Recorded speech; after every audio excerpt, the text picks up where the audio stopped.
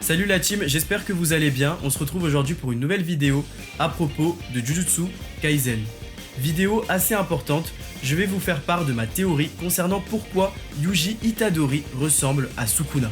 En effet, si vous avez regardé la première saison de Jujutsu Kaisen, vous êtes forcément demandé pourquoi le Sukuna de l'époque semble ressembler physiquement à Yuji. Il y a énormément de mystères concernant la relation Yuji-Sukuna. Yuji est un adolescent qui présente des compétences physiques hors du commun et il apparaît très curieux qu'il puisse maîtriser l'esprit du roi des fléaux, Sukuna. Dans le chapitre 160, nous apprenons que Kenjaku est en réalité le géniteur de Yuji Itadori. Mais qu'est-ce que cela induit concrètement sur la relation entre Yuji et Sukuna? Est-ce que Yuji est un embryon maudit? Est-ce que Yuji est un descendant de Sukuna? Ou bien est-ce que Yuji est la réincarnation de Sukuna? Eh bien, c'est à ces questions que nous allons tenter de répondre dans cette vidéo. Comme d'habitude la team, je vous invite à liker, à vous abonner et à activer la cloche de notification pour ne louper aucune vidéo. Du très lourd arrive. Donc sans plus attendre, rentrons dans le vif du sujet.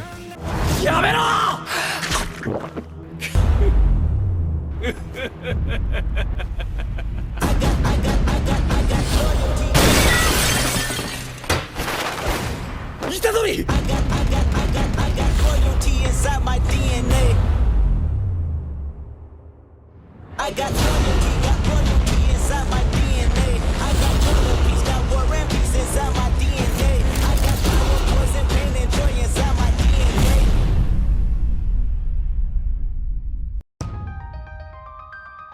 Alors, une des grandes théories concernant les origines de Yuji affirme qu'il serait un embryon maudit. En effet, dans le chapitre 160, Kenjaku affirme être le géniteur de Yuji Itadori. Il remercie directement Sasaki, l'ami de Yuji, d'avoir bien voulu passer du temps avec son fils. Je ne sais pas si vous vous rappelez de Sasaki, mais il s'agit de la camarade de classe de Yuji que l'on rencontre dans le premier épisode de Jujutsu Kaisen. Ainsi, Yuji serait la création de Kenjaku qui s'est servi de lui pour la résurrection de Sukuna, le roi des fléaux. Faisons un petit point sur les embryons maudits. Les embryons maudits sont à l'origine 9 embryons conservés en tant que reliques de classe S, nés du mélange entre une humaine et des fléaux. Ils sont en réalité le fruit d'une expérimentation sur 9 embryons maudits issus de l'union entre une humaine et des fléaux dont le sang a été mélangé avec Noritoshi Kamo. À cette époque, Noritoshi Kamo était contrôlé par Kenjaku. Les embryons maudits ont chacun été scellés pendant 150 ans avec seulement la notion de vivre les uns pour les autres, les aidant à survivre. Aucun d'eux n'a de souvenir de leur mère ou de haine particulière envers les exorcistes. En les implantant dans un autre humain, les embryons peuvent s'incarner en tant qu'esprit à la fois humain et fléau. Le réceptacle peut être n'importe qui, même un humain sans aucun talent ni potentiel occulte. Ces embryons entièrement incarnés sont considérés comme des fléaux de classe S. En raison de leur corps de chair et de sang, ils peuvent être vus par des êtres humains normaux. Et même les exorcistes peuvent avoir du mal à dire s'ils sont esprits ou maîtres des fléaux. Les embryons 1 à 3 sont capables d'utiliser des sorts liés au sang. Ce sont les sorts du clan Kamo provenant du sang de Noritoshi Kamo, anciennement contrôlé par Kenjaku. En effet, dans le chapitre 134 de Jujutsu Kaisen, Chozo explique qu'il a 3 parents. Dans un premier temps, sa mère. Dans un second temps, le fléau qui a fécondé sa mère. Et enfin, dans un troisième temps, celui qui a mélangé son propre sang avec les leurs, Noritoshi Kamo, anciennement contrôlé par Kenjaku. C'est pour cette raison que les embryons maudits maîtrisent les sorts héréditaires du clan Kamo. Ainsi, pour revenir au sujet de la vidéo, Yuji serait fort physiquement car c'est un embryon maudit et par conséquent, il serait fléau et en même temps humain.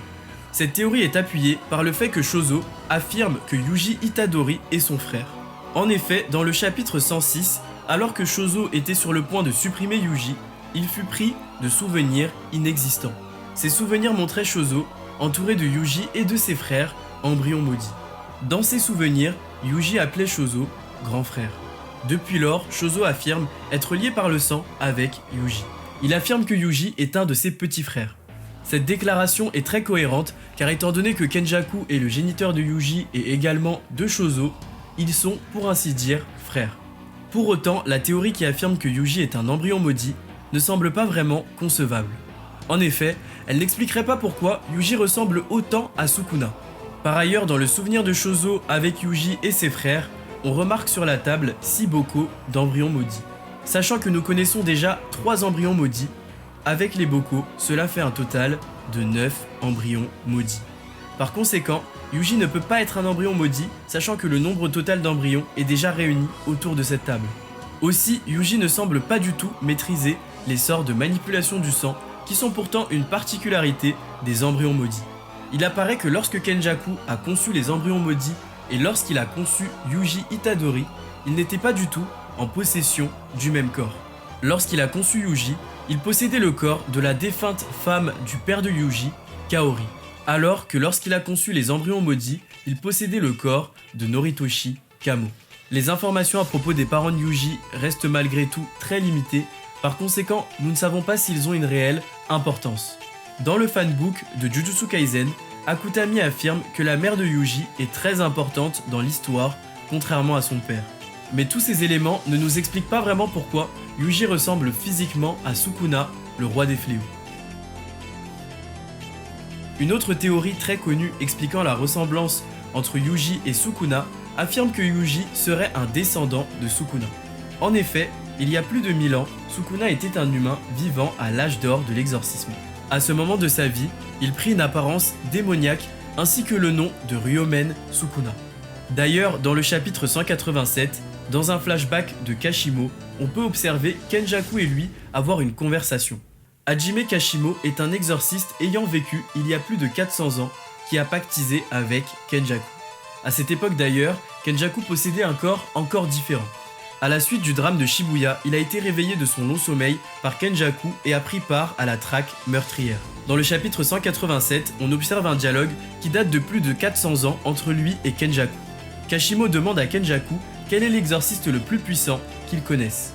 À cette question, Kenjaku répond Sukuna.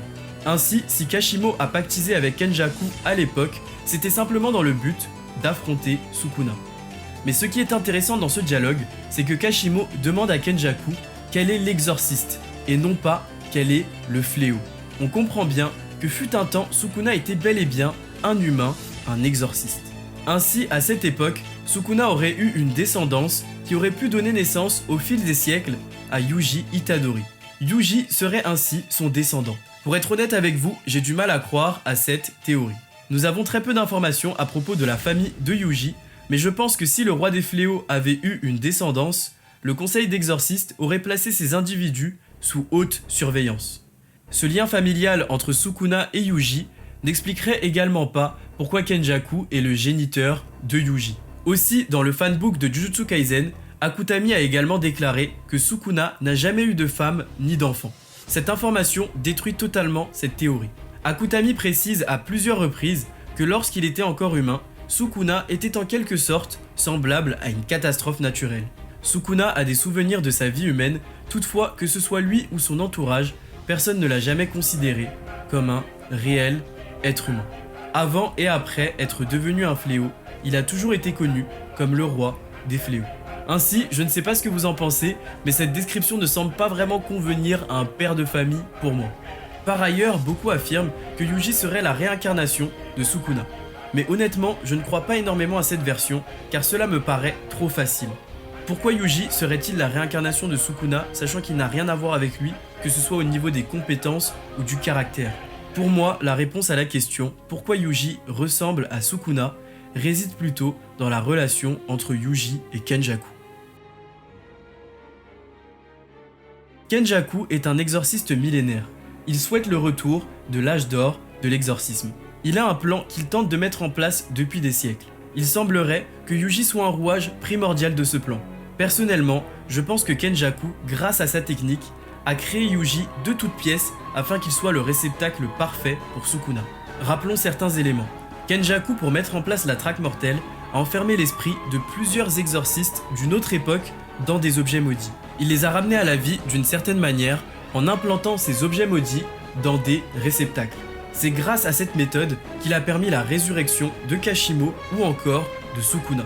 Alors que pour la résurrection de Kashimo, n'importe quel humain faisait l'affaire, pour la résurrection de Sukuna, il fallait un réceptacle spécial. Un réceptacle assez fort pour contenir l'esprit de Sukuna. Yuji Itadori est un jeune garçon qui a toujours eu des capacités physiques hors du commun malgré son jeune âge.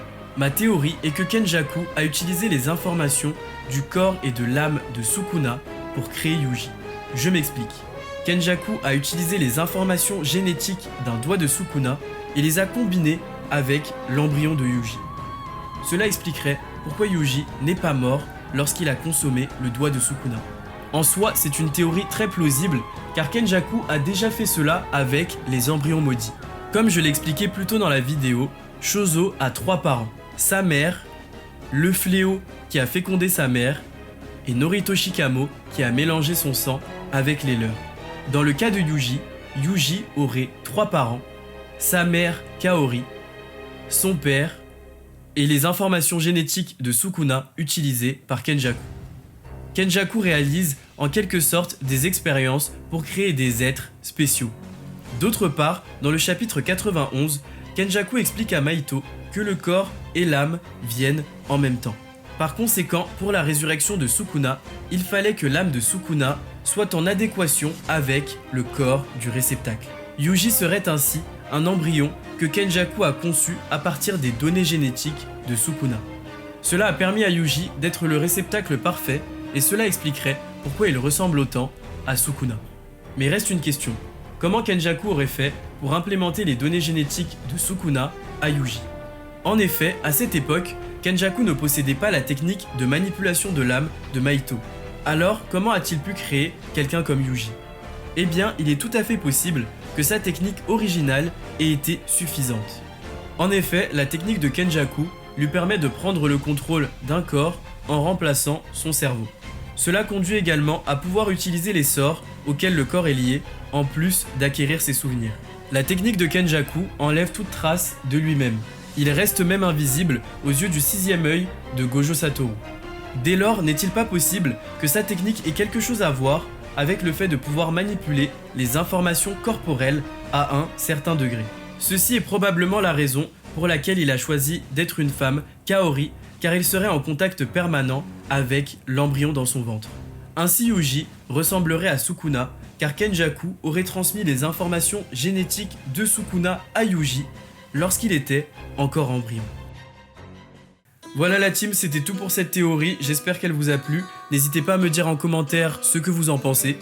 Perso, d'un autre côté, je me dis que cette ressemblance est peut-être juste une coïncidence, car Yuji ressemble quand même énormément à son père.